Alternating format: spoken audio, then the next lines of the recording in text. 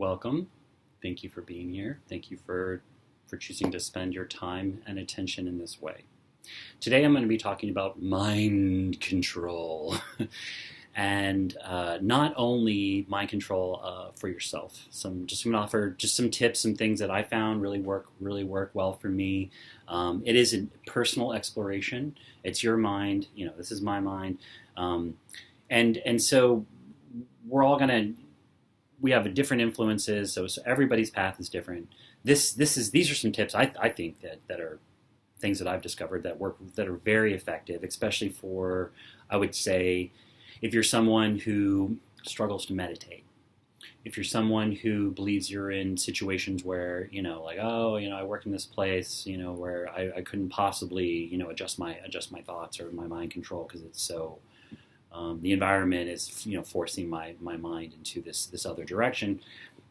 I would ask you to unpack that thinking, and believe in yourself, and believe, first of all, in your ability to actually impact your thoughts and then therefore your emotions. It will completely change your experience of living and of life. And we've all been in this place. We have, all of us within our lifetimes, experienced some point of, pleasure, of enjoyment, of happiness, of being in the zone where things are coming easily to us, whether that's through, mastery of some like art or sport or some intellectual pursuit. So I'm less going to be talking about, say, the mind control influences of the outside world upon us. However, as a media maker, I do want to say something that's personal for me, that I've witnessed and those that I love, and I offer this just as awareness, and that is what you pay attention to, and this includes the media that you watch, and which nowadays is called consume, right? So think about that. So for people that are conscious about their health, oftentimes they'll start with their diet, start with exercise, and these are really good places to start, of course. And I would also say you need to look at your programming. Now, not just the cultural programming that you received as a child, and not just the cultural programming that's just around you in your environment, here as an adult, and what you're participating in, what you're developing. Also, what the culture is sending toward you, because there are means of wanting to get your attention, get your focus. I mean, that's what advertising is built upon. It's convincing people that that they need to purchase these things. And the means, if you look back on how advertising was developed, it was developed off of Freud's, I think it was Freud's nephew was one of the key instigators of how advertising was created and set up. In this country. It started, I think this was like back in the 1920s, and he was doing, or 30s, and there was they were trying to convince women to smoke cigarettes. It's a really really good story. They were trying to convince women to smoke cigarettes. Women weren't smoking enough cigarettes, and they were like, we could blow our market apart if there wasn't this social taboo of women smoking cigarettes. And using some of Freud's research, his nephew determined that he would get these really glamorous, beautiful women to march in this parade, that tying it into the suffrage and women's rights and the early feminism movement. And at some point during the parade, when their photographers were there, they would all pull out cigarettes, light them up, and smoke them. The association in people's mind then being, rebellion and freedom, beauty, glamour, now being associated with smoking cigarettes. And we've seen this, we've seen the last 100 years, the rebels, are smoking cigarettes, and I smoked cigarettes for a long time,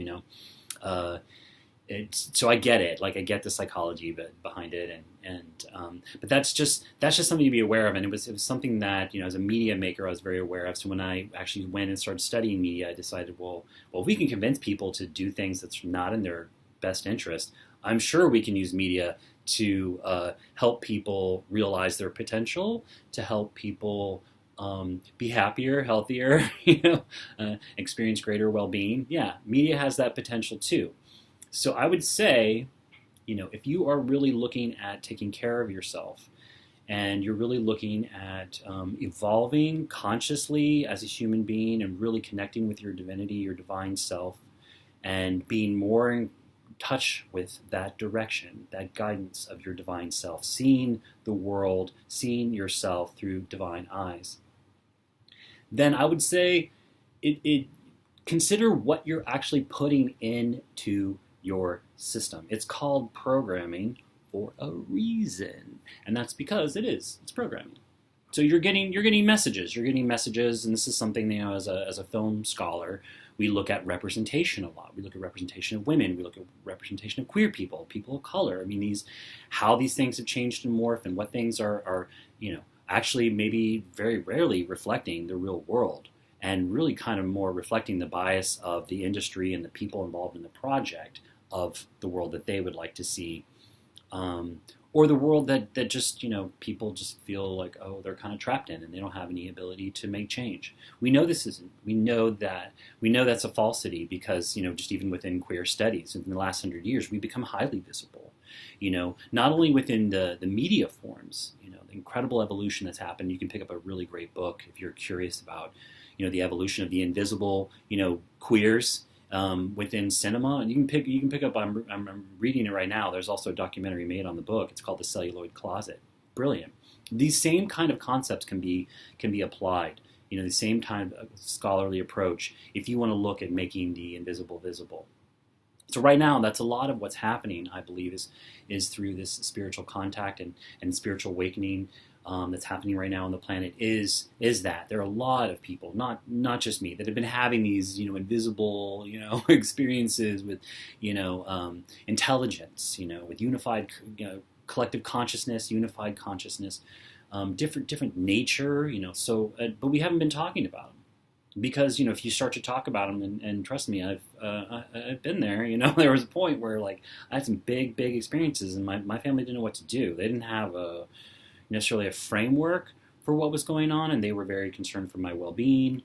I wasn't really interested in 9-to-5 jobs, or at that time I was just I wanted to continue to be in that place, whether that was 4D or 5D. And I would just get up and leave, and I would be gone for days, and they were just like, "Where'd you go?" So they were really concerned. They thought something was not well with me, and they took me to a number of different psychiatrists and had me, and I had to be interviewed by a lot of different people, and everybody just kept turning me away, saying, "Well, he's not a harm to himself, and he's not a harm to anybody else. We can't really find anything wrong with him." So rather than lock me up, my family did something very evolved and wise. We all went to counseling together as a family, and we talked about some central issues. For instance, it just so happened my parents were living in the same city. They'd been divorced by that point for about 25 years. A little over 20, yeah, almost 25 years. And we all did some family counseling together. A couple of my brothers joined in because they lived nearby and they saw the benefit of it. And we were all exploring relationship with ourselves and with each other. And we just did some very focused work for about a year, mainly on trying to better comprehend the union of our parents and their breakup, and how this impacted us and our understanding of relationship and our ability to create relationship and to love. It was powerful. I'm very proud of my parents for their continued evolution as conscious human beings during this lifetime, and they are an incredible inspiration to me. So in terms of the mind control, really consider what you're putting into your programming with what you're watching on a screen or listening to on the radio. If you're my last video was on resistance. So if you're just really only listening to all the people complaining about all the things in the world that they don't like and they don't want to see and all the injustice, well, you're going to find you're going to be paying more attention to that, in your everyday life. You're going to be looking for it. It's going to present itself more readily. What you're watching is deeply impacting on the world that you're creating. I know a lot of people want to believe oh, I know it's not true and it's all fantasy, whatever. Well, yeah, there's a part of you that knows that, and there's a part of you that's just getting the information, getting the stereotypes, getting the negativity. It's just writing it down as code, and it's becoming your norm. And I've seen this. I'm not going to name names. But I have seen this. I have seen, there is someone I deeply love who watches a lot of things that they're very soap opera, and everybody's always trying to hurt each other, and and it's always very dramatic, and you can't trust anybody, and guess what? This loving, beautiful human being, that's a lot how he sees the world. He spends a lot of time like not trusting, people, and thinking that everybody's like trying to cheat him, and nobody loves me. And it's just like, I'm like, where, and I'm interacting with them, and I'm like, I'm loving this person, and being supportive in the best way that I can. And I'm like, why is the doubt about who's really showing up for you and who's not, And I would attribute part of it to his ongoing programming, and watching all these shows that just reinforce, a lot of the shows that he watches have like the white male at the center, always the white male at the center, the stoic, kind of non-emotive, that kind of the stereotype that really doesn't help anybody. It's not about divine masculine. It's these very repressed ideas of masculinity. And I see him very susceptible to these things. He's magic. He will evolve out of it. I know that. He will transcend. I have that's when I look at him, that's who I see. And that's why it's very incongruent. I'm like, well, then I see your very 3D worldly self really, really struggling. And one way to release that struggle is to actually pay more attention to what you're putting in here, to what you're putting in here, as well as in here, as well as down there, like be very conscious, make good choices. If you have an internal conflict about what you're doing, odds are it's not good for you. Not even odds. It's just not. For instance, food is a really good example. There's a lot of attention paid to food. I've worked as a chef, and I love to cook, and I love to cook with other people. Especially, I love to share food, and I've also, delved into nutrition and delved into a lot of different things in order to better comprehend what food is and better like feed myself and nourish myself. And at the same time, I was also reading about these studies of people who, ate just crap, ate just junk food. And yet they were finding that they were just as healthy as people who had like really good diets, who were vegetarian and whatever. And so when they scratched a little further underneath that surface, they realized that these folks who were, eating the Twinkies and the Ding Dongs and the, soda pop or whatever, potato chips, bubblegum, that they loved what they ate. They would eat it and they'd be like, oh, this is so good, and they praised their food and they appreciated their food, and the whole experience of it, like the sharing of it, the eating of it, it was a divine experience. So if you're unable to have that relationship with your food, you're probably not eating you can look at eating other things that will give that experience to you. What that is up to you. The more information you have about what's in food and what food is and how it's grown and how it can assist your body, you'll end up, because of the love you're giving to yourself, you'll end up making healthier choices. And for that reason, I would highly suggest, I cannot recommend this enough. If you have any kind of like body issue, which who doesn't, any kind of body issue, like if you're used to looking in the mirror and finding fault, like I don't like this and I don't like this and I wish this was different and I don't like this and da da da da da, rather than looking in the mirror and being like, you gorgeous, gorgeous being, rather than that, if you're unable to look in the mirror and really love what's reflected back to you, I would say part of that work, what I've talked about before, I love you, I love you, I love you, I love you. You start with you. Strip it all down. Stand in front of a full-length mirror, totally nude. You're not going to need a smaller mirror to look up your vagina or your asshole or whatever, unless you need to go there to love that part of yourself. The basic of it, and this is something that I learned. I'd been very, very sick. I'd lost a lot of weight, 30 pounds. I'd become emaciated. I looked like a stick figure. I looked like something out of like a concentration camp. It was really unpleasant, and it was a letdown too, because at that point I was really loving my body, and I would look in the mirror and be like, oh, you look great, and here I was just so emaciated, and I was looking in the mirror and I wasn't loving what I was seeing, and so I was sending negative energy and thoughts to that reflection, and I realized, what am I doing? I'm on a path to heal. I am on the path to ascend. this is incongruent. This is unnecessary. I can make a different choice. And I did. I made a different choice where I would strip everything down. I'd look at myself naked in the mirror, and I would love the reflection. I'd love it. I would give my love to that reflection of self. And then you will be very surprised when you practice love, even in just the visual of it, even in just the thinking of it, you make different choices. You make loving choices. When you love another human being, you make choices out of love, and you're inspired from that place. Give it to yourself. Start here, give it to yourself, and then, you'll fill up and you'll have enough then to give to others, share with others. But if it's not here first, hey, guess what? You're not helping anybody, really. I'm not finding or celebrating any glory in all the busyness and all the, like working yourself to death and all this kind of stuff, no. It's just, it's ridiculous. It's ridiculous. We're here to be happy. We're here to have fun. So part of that is being able to enjoy the world is having your health. And for that reason, I have to say that in the Lakota spiritual practice, that's number one. That's the first thing. In the 7 ways of walking, it's like walk in health. Well, my way of walking in health involves yoga. I have a yoga practice. I've been studying yoga for about 20 years. I wake up every morning. That's the first thing that I want to do. Because I know it sets me up for the day. It gets me clear. It gets me centered. It gets me connected to my breath.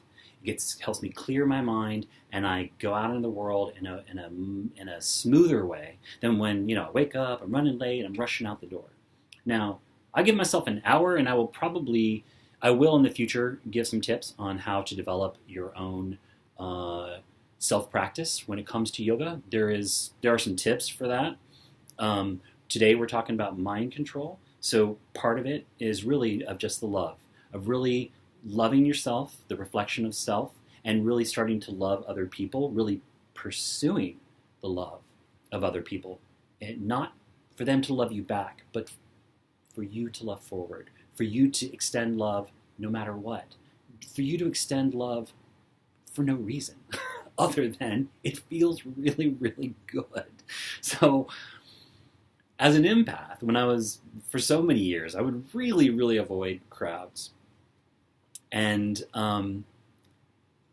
anymore, crowds no longer bother me. Crowds are actually a way for me to amp up, because I can go into this and I can just start loving everyone around me, and my vibration raises, and I notice the room vibration raises. People begin getting more comfortable in their bodies, and people begin moving more fluidly. That's my experience of it. So I'm bringing my love to the things that are meaningful to me, and the things that are meaningful to me have not changed. As my vibration goes up and up, I'm just finding that I'm spending more time and attention on those things. Whereas before, it used to be, I have to make time for this. Now it's, this is it. And, oh yeah, that's over there. Love and compassion. But here, this renewal of self, this love of self, beginning here, and then you have what you can to give to others. And then that starts a good starting place, not only with the breath, but also with your thoughts.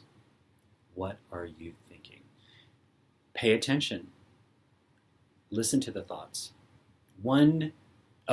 Here's something very, very helpful for those of you who do not have an ongoing meditation practice, or you're in the process of developing your meditation practice and strengthening your meditation practice, even finding out what meditation is.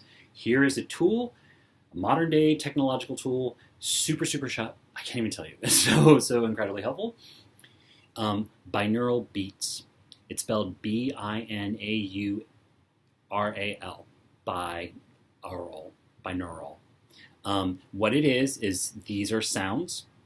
You can get an app for your phone. It's really simple. I've got one I can recommend, but there are many. I would say just go and look at them and find one. If you can't afford an app, you can find YouTube videos. The important thing is you have to wear headphones in order to activate it, because what it is this, it's science. One signal is going in one signal is going in the other, and your brain actually makes sense of these two competing signals by creating a brain wave. Now, if you don't know about brainwaves, go ahead and look them up. There are different levels of brainwaves, like when you're asleep, or when you're meditative, or when you're agitated, or when you're concentrating. There's just different, and sometimes there's mixes of them, the alpha, beta, delta, theta. So what you can do with this app, though, is you can, within a matter of just minutes, like 10 minutes, I have this one theta meditation, and it'll just clear the deck. I know I can sit and listen to this. I'm going to get very, very centered.